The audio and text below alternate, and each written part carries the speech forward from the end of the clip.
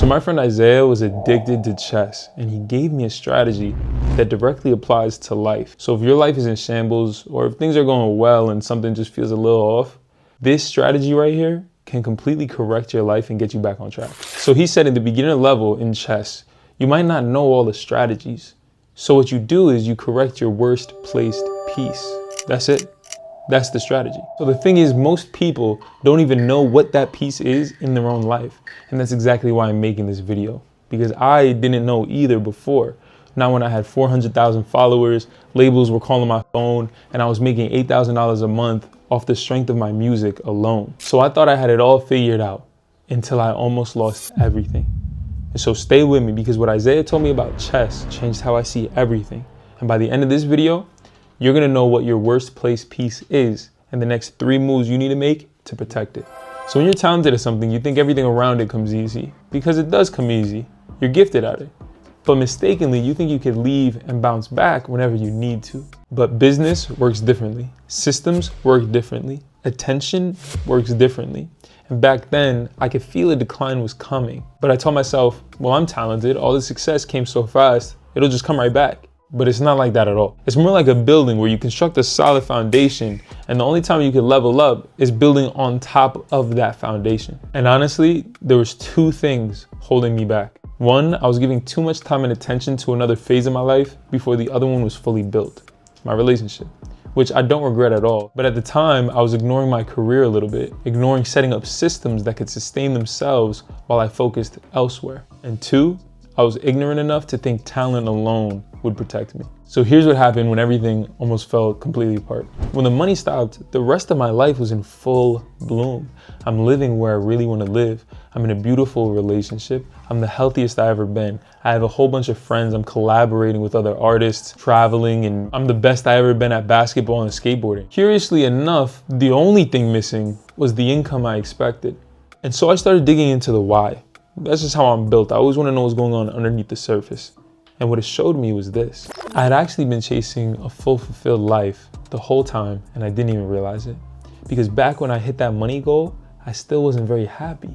I was in a long distance relationship, so I never saw my girl. I was living in a place that I never wanted to live. I wasn't making as much music as I would have liked. I was making money though. So certain parts of my life were there and certain parts weren't. So the collapse, the financial crumbling, that woke me up to something that I'm about to share with you right now. But before I get into that, I need to tell you something about your best placed piece, because this is the mistake that artists make that costs them everything. So let's talk about your best placed piece. Why wouldn't you just keep moving that one? Like, oh, I'm so strong with my art. Why don't I just keep doing my art?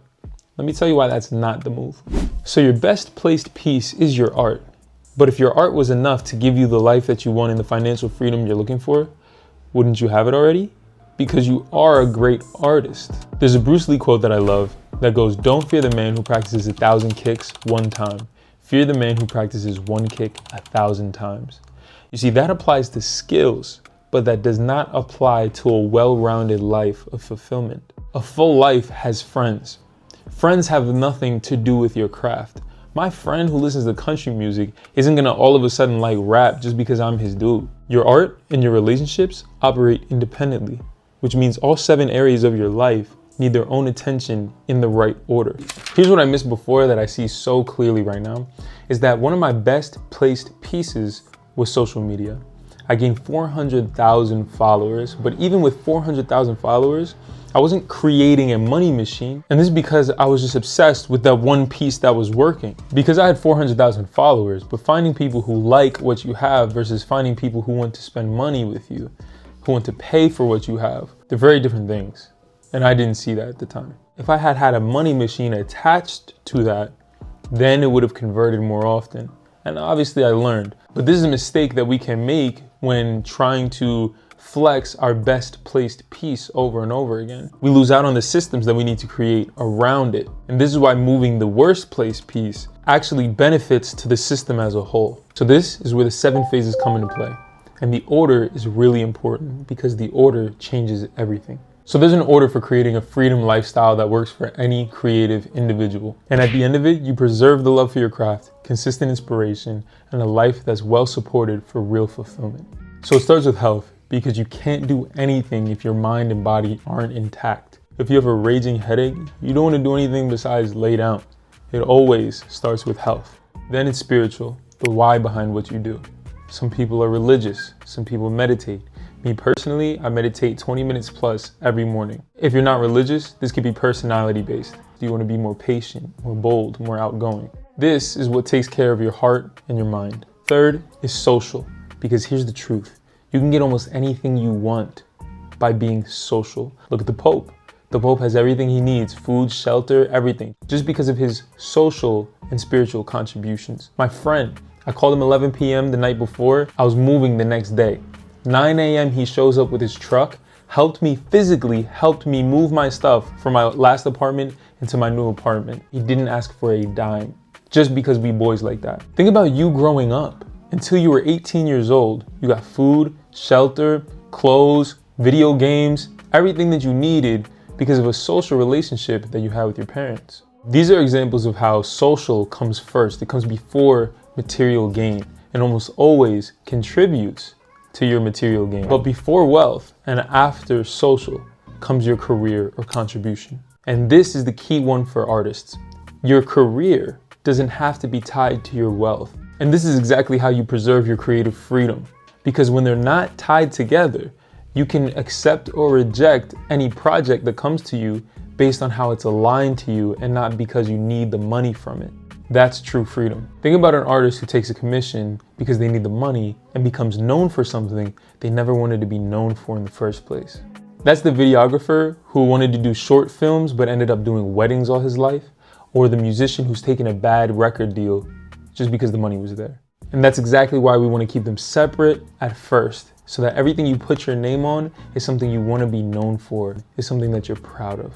Then comes wealth, things you do specifically for money, things you don't mind doing thinking about money, investment opportunities or certain products that you're not emotionally attached to. Then comes spatial, your environment, where you are, where you live, where you work, because this contributes so much, way more than we even imagine, to who we are and how we feel.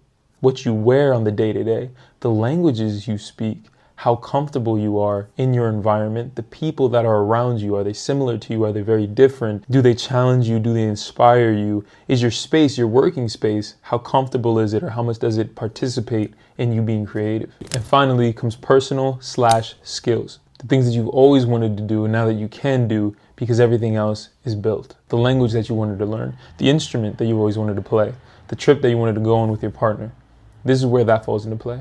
So that is the full order, but this is exactly what you do with it. So now you know the board, let's talk about your actual next move. Move number 1, you pick which side of the fork you want to be on.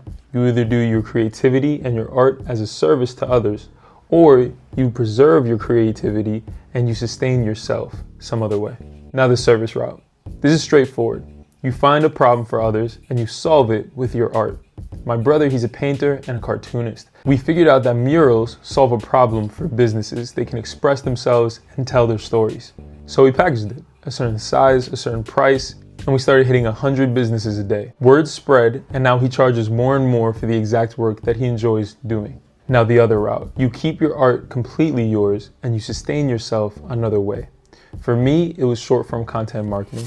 So after growing my account to over 400,000 followers, I offered my services in strategy and management to other businesses. I worked with the local gym and a lot of music brands online to help get them content and promote themselves on social media. I loved it at the time because I had true location freedom. I could work where and when I wanted to, and I always made time for music, art, and creativity. And that's what a freedom lifestyle looks like at the early stages. Move 2 is pick your path and then time block and protect that schedule like your life depends on it. If you're supporting yourself while you create, do not do more than 8 hours of work. And in the evening, you build your creative business in accordance with your vision. So move 3, pick one big project and build towards it with smaller projects. Something that people can get behind. It needs a clear message, a clear direction, and a clear date of release. My most recent one was an album. The visuals, the songs, all little projects flowing towards that one big thing. Let me make this clear. You can and will succeed if you persist. But there's one thing that most people overlook and aren't aware of, even people that do succeed. When I finally broke through that ceiling and made the most money I had ever made up until that point, What I was doing wasn't running as a business. I felt like working and then I worked. I felt like doing a song, I did a song. I felt like sending emails, I sent emails. I wasn't running it systematically. I was doing it all off of inspiration, and inspiration only takes you so far. Systems, on the other hand, don't care if you're happy or sad.